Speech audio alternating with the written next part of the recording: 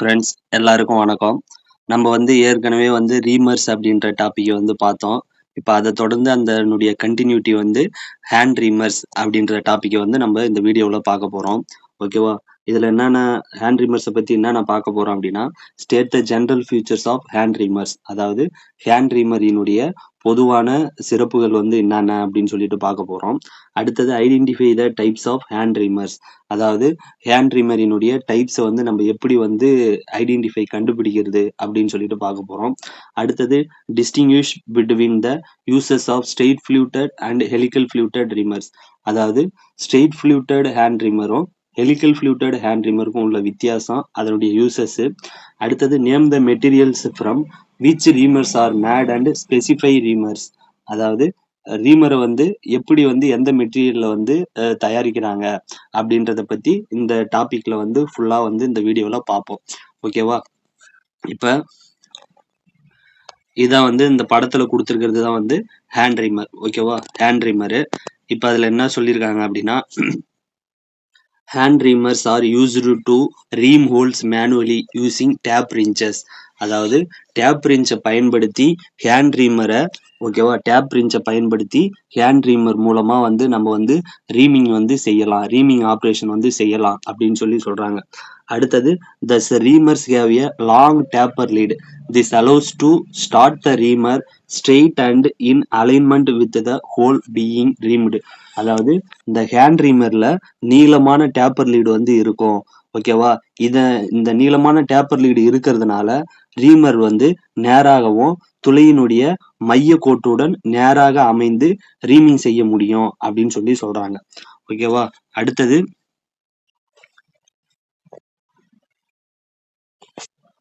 most hand reamers are for right hand cutting. அதாவது பெரும்பாலான hand ரீமர்ல இருக்கக்கூடிய அந்த கட்டிங் எட்ஜ் வலது பக்க சாஞ்ச மாரி வலது பக்க சாய்வை கொண்டிருக்கும் அப்படின்னு சொல்றாங்க. அடுத்தது helical fluted hand reamers have left hand helix. The left hand helix will produce smooth cutting action and finish. அதாவது ஹெலிக்கல் ஃப்ளூட் ஹேண்ட் ரீமர்ல இருக்கக்கூடிய ஃப்ளூட் ஆனது இடது பக்கமா இடது பக்க சாய்வு ஹெலிக்ஸை கொண்டிருக்கும். அப்படின்னா ஹெலிக்ஸ் அப்படின்னா ஒரு சுருள் வடிவம்ன்றதுதான் அர்த்தம். ஓகேவா? இந்த இடது பக்க ஹெலிக்ஸ் இருப்பதுனால, ஓகேவா, நல்ல வெட்டும் செயல் மற்றும் நல்ல பினிஷிங்கை இது கொடுக்கும் அப்படின்னு சொல்றாங்க. அடுத்தது most reamers machine or hand have uneven spacing of teeth. These features of reamers help to reduce chattering while reaming. அதாவது என்ன சொல்றாங்க அப்படின்னா, ஹேண்ட் ரீமரா இருந்தாலும் மெஷின் ரீமர், ஓகேவா, ஹேண்ட் ரீமரு மெஷின் ரீமர் ரெண்டுத்துலயுமே வெட்டும் பற்களுக்கு இடையே ஓகேவா, வெட்டும் பற்களுக்கு இடையே, ஓகேவா, ஸ்பேசிங் ஆஃப் டீத் அப்படின்னா அந்த வெட்டும் பற்களுக்கு இடையே இருக்கக்கூடிய இடைவெளி சமமா இருக்காது. அதான் அன்ஈவன் ஸ்பேசிங், சமமா இருக்காது. இந்த சமமா இருக்காததும் ஒரு நல்லதுதான். ஏன் அப்படின்னா, நம்ம ரீமிங் செய்யும் போது ஏற்படக்கூடிய அந்த சேட்ரிங் அப்படின்னா அந்த ஒரு உதறுதல், ஓகேவா, உதறுதலை தடுக்கிறதுக்கு இது பயன்படுது அப்படின்னு சொல்றாங்க. ஓகேவா? அடுத்தது types, features and functions. Hand reamers with different features are available for meeting different reaming conditions. The commonly used types are listed there under. அதாவது வெவ்வேறு வகையான வேலைகளுக்கு வெவ்வேறு வகையான சிறப்புகள் கொண்ட ரீமர்ஸ் இருக்குது. நம்ம பொதுவா பயன்படுத்தக்கூடிய ரீமர்ஸ் நம்ம பின்னாடி பார்ப்போம். அதாவது படத்துல கீழே கொடுத்துருக்கேன் அப்படின்னு சொல்றாங்க. ஓகேவா? Parallel hand reamer with parallel shank. A reamer which has virtually parallel cutting edges with taper and bevel lead. அதாவது இந்த டைப் ரீமர்ல ஓகேவா, இந்த டைப் ரீமர்ல அனைத்து கட்டிங் எட்ஜும், இதுல இருக்கக்கூடிய அனைத்து கட்டிங் எட்ஜும் இணையாகவோ அல்லது டேப்பராகவோ, ஓகேவா, இணையாகவோ அல்லது டேப்பராகவோ இருக்கும். இதுல டேப்பர் லீடு இல்லைன்னா பெவல் லீடு ரெண்டுமே இருக்கும் அப்படின்னு சொல்றாங்க. அதாவது இந்த ரீமர்ல இருக்கக்கூடிய அனைத்து கட்டிங் எட்ஜும் இணையா இருக்கும். இதுல டேப்பர் லீடும் இருக்கும், பெவல் லீடும் இருக்கும் அப்படின்னு சொல்றாங்க. அடுத்தது the body of the reamer is integral with a shank. அதாவது இதுல இருக்கக்கூடிய இந்த ரீமர்ல இருக்கக்கூடிய பாடியும் ஷேங்கும் ஒரே மாதிரியா தான் இருக்கும், ஒருங்கிணைந்த மாதிரி இருக்கும். the shank has the nominal diameter of the cutting edges. ஓகேவா, shank has the nominal diameter of the cutting edge. அதாவது shank diameterம் cutting edge diameterம் ஒரே மாதிரியா தான் இருக்கும் அப்படின்னு சொல்லி சொல்றாங்க. one end of the shank is square shaped. அதாவது ஷேங்க்ல ஒரு முனை வந்து ஸ்கொயர் ஷேப்பா இருக்கும். அதுதான் வந்து டேப் ரிஞ்சில் பிடிச்சி நம்ம வந்து ரீமிங் ஆப்ரேஷன் வந்து பண்ண முடியும். அதுக்கு தான் வந்து அது ஸ்கொயர் ஷேப்பா இருக்கும். parallel reamers are available with straight and helical fluids. அதாவது இந்த parallel hand reamerலே வந்து அதுல இருக்கக்கூடிய அந்த ஃப்ளூட் வந்து ஸ்ட்ரெயிட் ஃப்ளூட்டாகவும் கிடைக்குது, ஹெலிக்கல் ஃப்ளூட்டாகவும் கிடைக்குது அப்படின்னு சொல்லி சொல்றாங்க. This is commonly used hand reamer for reaming holes with parallel sides. இந்த parallel hand reamer வந்து காமனா வந்து எதுக்கு யூஸ் பண்றாங்க அப்படின்னா ஹோல்ஸை வந்து ரீமிங் பண்ணும்போது parallel sides-க்கு. ஓகேவா,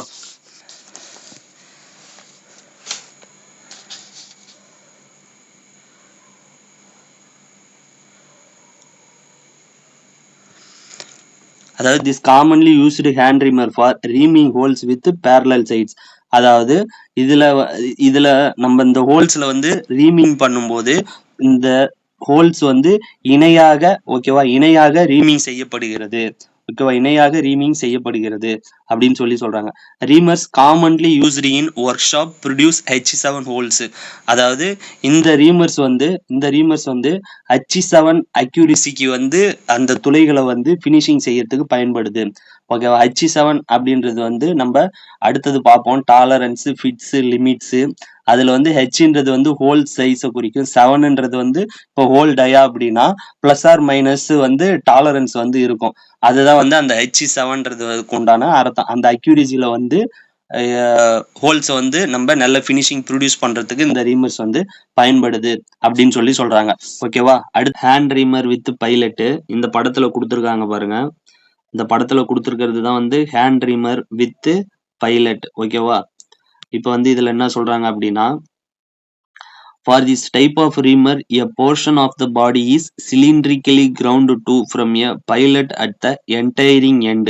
The pilot keeps the reamer concentric with the whole being reamed.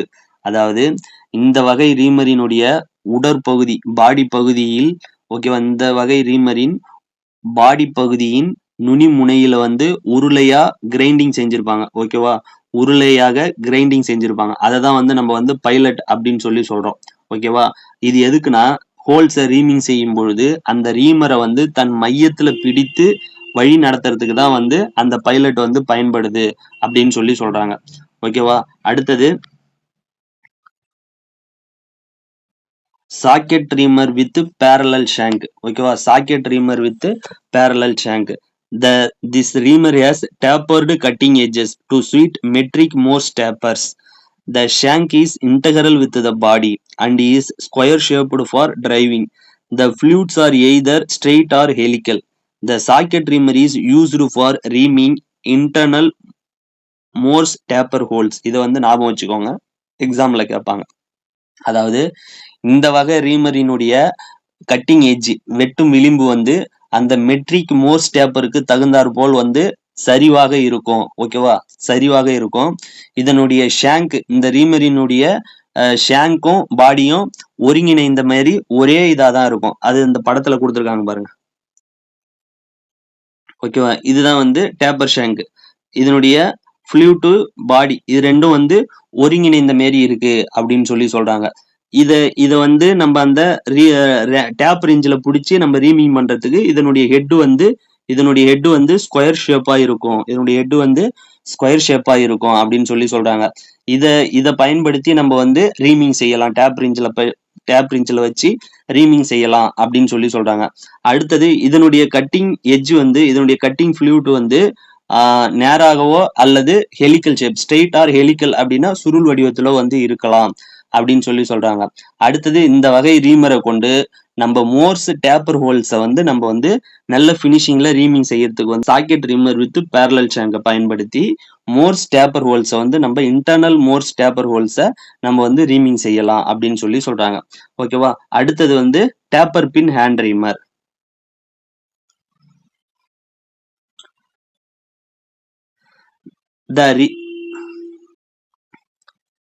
The reamer has tapered cutting edges for reaming taper holes to suit taper pins. அதாவது அந்த டேப்பர் பின் பொருந்தக்கூடிய டேப்பர் ஹோல்ஸை ரீமிங் செய்யறதுக்கு இதனுடைய வெட்டு பற்கள் வந்து சரிவா இருக்கும். இதனுடைய வெட்டு பற்கள் சரிவா இருக்கும்னு சொல்றாங்க. இந்த வெட்டு பற்களினுடைய சரிவு 1:50 அந்த ரேஷியோல இருக்கும். இந்த taper pin reamer is made with taper of 1:50 அப்படின்னா 1:50 அப்படின்ற அந்த ரேஷியோவுக்கு இருக்கும். Thus reamers are available with straight or helical fluids.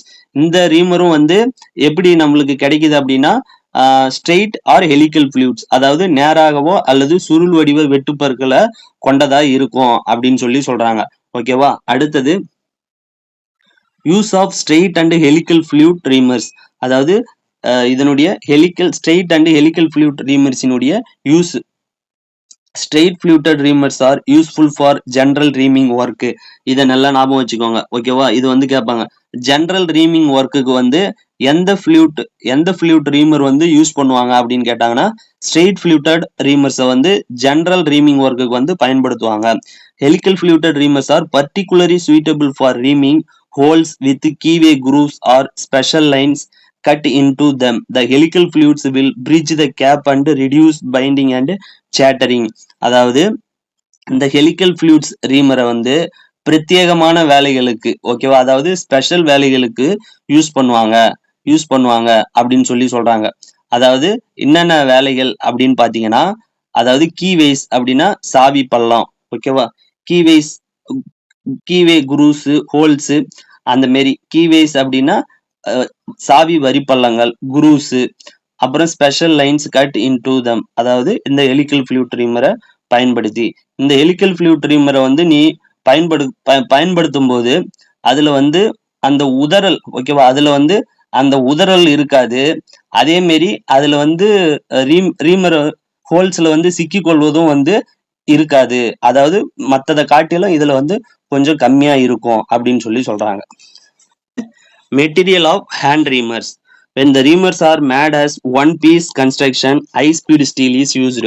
அதாவது ரீமரை வந்து ஒரே துண்டா, ஓகேவா, ஒன் பீஸ் அப்படின்னா ரீமரை ஒரே துண்டா உருவாக்குறோம் அப்படின்னா அதுக்கு வந்து ஹை ஸ்பீட் ஸ்டீல் வந்து யூஸ் பண்ணுவாங்க. when they are made two piece construction, then the cutting portion is made. அதாவது 2 பீஸா உருவாக்குறோம் அப்படின்னா அதுல வந்து கட்டிங் போர்ஷனை மட்டும் ஹை ஸ்பீடு ஸ்டீல்ல உருவாக்குவாங்க. ஷேங்க் போர்ஷனை வந்து கார்பன் ஸ்டீல்ல வந்து உருவாக்குவாங்க. they are butt welded together before manufacturing. இதை மேனுஃபேக்சரிங் பண்ணும்போது இதை ரெண்டுத்தையும் வந்து பட் வெல்டு வந்து வைப்பாங்க. பட் வெல்டுனா நம்ம வெல்டிங்ல வந்து நம்ம பார்க்கும்போது அதை வந்து எப்படின்னு சொல்றேன். பட் வெல்டுனா ஒண்ணும் இல்ல, ரெண்டுத்தையும் வந்து இப்படி ஒட்ட மாரிக்கு வந்து வைக்கிறதுக்கு பேர் தான் பட் வெல்டு. ஓகேவா. இப்படிதான் வந்து உருவாக்குறாங்க. அதாவது ஒரே துண்டா உருவாக்குனா ஹை ஸ்பீடு ஸ்டீலு, 2 துண்டா உருவாக்கும் போது அதனுடைய கட்டிங் போர்ஷன் மட்டும் வந்து கார்பன் ஸ்டீல்ல வந்து உருவாக்குறாங்க. அடுத்தது ஸ்பெசிபிகேஷன்.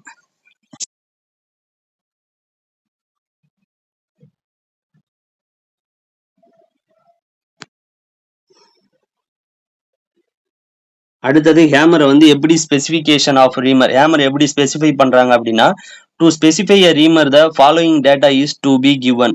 அதாவது ஒரு ரீமரை வகைப்படுத்துறதுக்கு என்னன்னா அதனுடைய டைப், அதாவது அது எந்த டைப்பு, அதாவது ஹேண்ட் ரீமரா இல்ல மெஷின் ரீமரா, இல்ல ஹேண்ட் ரீமரா இருந்தா அது ஸ்ட்ரெயிட் ஃப்ளூட்டட் ரீமரா இல்ல ஹெலிக்கல் ஃப்ளூட்டட் ரீமரா அப்படின்னு சொல்லிட்டு, அதாவது ஃபர்ஸ்ட் டைப்ல வந்து என்ன டைப், ஹேண்ட் ரீமரா மெஷின் ரீமரா, ஓகேவா. அடுத்தது ஃப்ளூட்ல வரும்போது அது வந்து ஹெலிக்கல் ஃப்ளூட்டா இல்ல ஸ்ட்ரெயிட் ஃப்ளூட்டா. அடுத்தது ஷேங்க் எண்ட், அதனுடைய எண்டு வந்து ஷேங்க் டேப்பர் ஷேங்கா இல்ல ஸ்ட்ரெயிட் ஷேங்கா, ஓகேவா. அடுத்தது அதனுடைய சைஸ், ரீமரினுடைய டயா, இது இப்படிதான் வந்து அதை வந்து ஸ்பெசிஃபை பண்றாங்க. எக்ஸாம்பிள் வந்து டைப் வந்து ஹேண்ட் ரீமரு, ஃப்ளூட் வந்து ஸ்ட்ரெயிட் ஃப்ளூட்னு கொடுத்துருக்காங்க, ஷேங்க் வந்து பேரலல் ஷேங்க், ஓகேவா, பேரலல் ஷேங்க். அடுத்தது டயா வந்து 20 mm. இப்படிதான் வந்து அதை வந்து நம்மளுக்கு வந்து வகைப்படுத்துறாங்க. ஓகேவா. அடுத்தது ட்ரில் சைஸ் ஃபார் ரீமிங், அதாவது நம்ம ரீமிங் போடுறதுக்கு உண்டான ட்ரில் சைஸ் வந்து இதுல வந்து நம்ம எப்படி அப்படின்னு சொல்லிட்டு நம்ம தெரிஞ்சுக்கலாம். ஓகேவா. For reaming with a hand or machine reamer, the hole drilled should be smaller than the reamer size. அதாவது நீ வந்து கையாலேயோ இல்ல மெஷினை பயன்படுத்தியோ ரீமிங் செய்யற அப்படின்னா அந்த ரீமிங் செய்யக்கூடிய ஓகேவா ரீமிங் செய்யக்கூடிய ஹோல் வந்து நம்ம ட்ரில் போட்டிருக்கோம் பாத்தியா அந்த ரீமர் சைஸோட அந்த இது வந்து ஹோல்ஸ் வந்து கம்மியா இருக்கணும் அப்படின்னு சொல்லி சொல்றாங்க. அதாவது ட்ரில் போடப்பட்ட ஹோல் வந்து ரீமர் சைஸோட ஹோல் வந்து சின்னதா இருக்கணும். ஓகேவா ரீமர்ஸ் இப்ப 10 mm அப்படின்னா அதுல வந்து ஒரு 9.5 இல்ல 9.7 அந்த மாரி வந்து நம்ம ட்ரில் வந்து போட்டுருக்கணும். பினிஷிங் சைஸ் 10 அப்படின்னா அந்த ட்ரில் போடக்கூடிய சைஸ் இல்ல ஒரு 9.5 இல்ல 9.7 அந்த சைஸுக்கு இருக்கணும்ன்றாங்க. அடுத்தது the drilled hole should have sufficient metal for finishing with the reamer. அதாவது நீ ட்ரில் போடப்பட்ட ஹோல் வந்து அதுல வந்து நம்ம ரீமிங் செஞ்சு ஃபினிஷ் பண்றதுக்கு உண்டான மெட்டல்ஸ் வந்து அதுல இருந்தாதான் அதுல நம்ம வந்து ரீமிங் பண்ண முடியும் அப்படின்னு சொல்லி சொல்றாங்க. அடுத்தது excess metal will impose a strain and the cutting edge of the reamer and damage. அதாவது அளவுக்கு அதிகமான மெட்டல் இருந்தாலுமே ஓகேவா அளவுக்கு அதிகமான நம்ம ரீமிங் செய்யக்கூடிய ஹோல்ஸ்ல அளவுக்கு அதிகமான மெட்டல் இருந்தாலுமே அந்த கட்டிங் ஏஜ் வந்து டேமேஜ் ஆகும். ஓகேவா கட்டிங் ஏஜ் ரீமரினுடைய கட்டிங் ஏஜ் வந்து ரொம்ப ஸ்ட்ரெயின் பண்ணி போறதுனால அதுல டேமேஜ் ஆகிறதுக்கு வந்து வாய்ப்பு இருக்கு அப்படின்னு சொல்லி சொல்றாங்க. அடுத்தது கால்குலேட்டிங் ட்ரில் சைஸ் ஃபார் ரீமர். அதாவது நம்ம வந்து ரீமிங் ஆப்ரேஷன் பண்றோம் அப்படின்னா அந்த ட்ரில் சைஸை வந்து எப்படி கால்குலேட் பண்றது அப்படின்னு சொல்லி சொல்றாங்கன்னா அதுக்கு வந்து ஒரு மெத்தட் ஒன்று இருக்கு. Method generally practice in workshop by applying the formula. அதாவது பொதுவா பணிமனையில வந்து இந்த மெத்தடை வந்து நம்ம வந்து ஃபாலோ பண்ணுவாங்க. இந்த ஃபார்முலாவை என்ன அப்படின்னா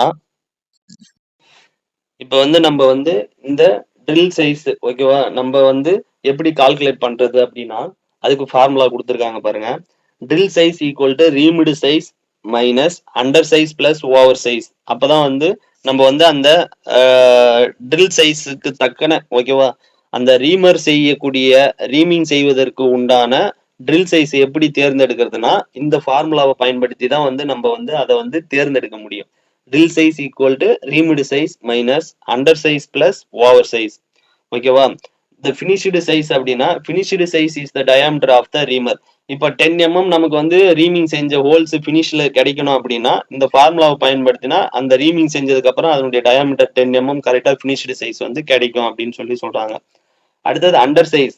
under size is the recommended reduction in size of different ranges of the drill diameter. அந்த டேபிள்ல கொடுத்துருக்காங்க.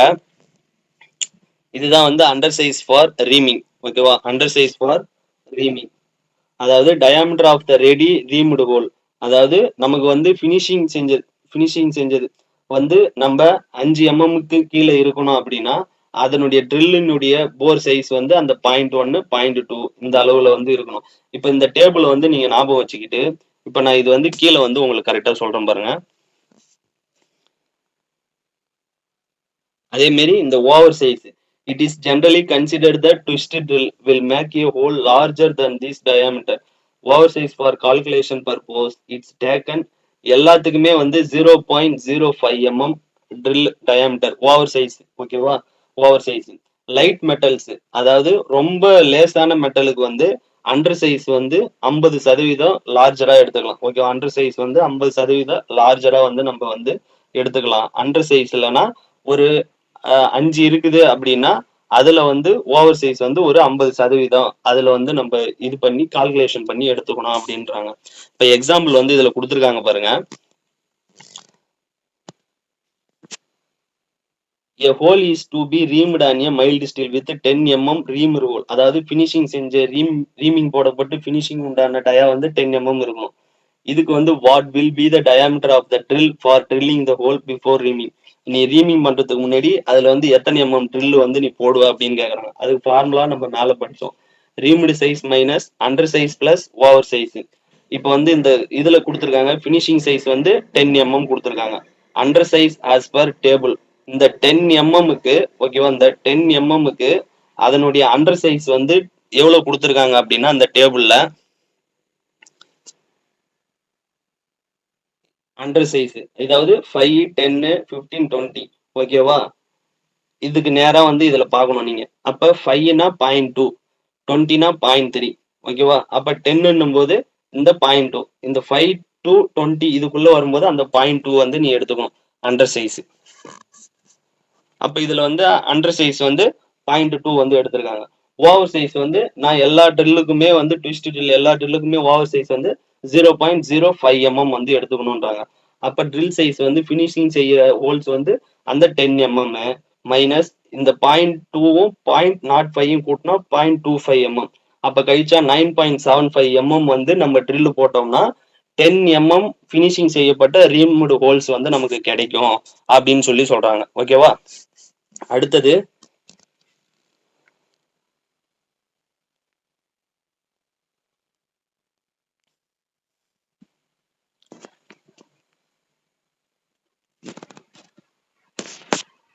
என்ன சொல்றாங்கன்னா, if the reamed hole is under size the cause is the reamer is worn out.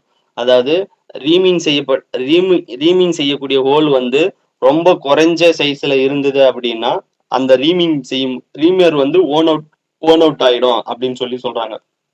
Always inspect the condition of the reamer before commencing ream. அதாவது reaming செய்யறதுக்கு முன்னாடி அந்த ரீமரை வந்து நம்ம செக் பண்ணணும்.